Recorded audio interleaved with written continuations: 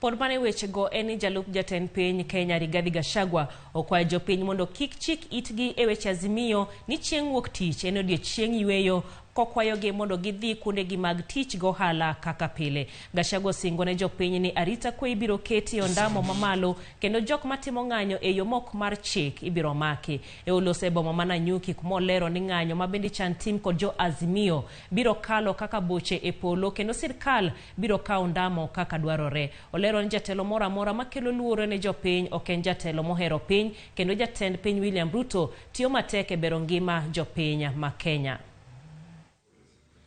Media plays a vital role in educating communities about what you are reading in the papers about some characters whom we defeated in the last election, saying that they will take to the streets for protest.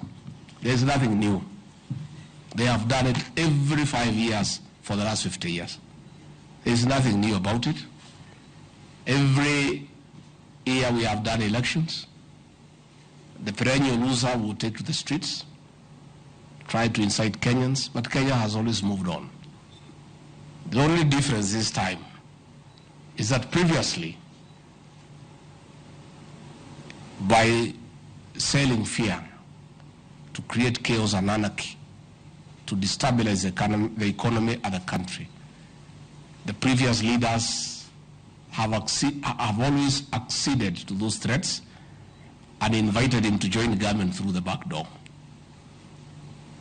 So he is doing the same, repeating the same script, thinking that if he sells fear to us and takes the streets with a few people, we'll invite him to join government through the back door.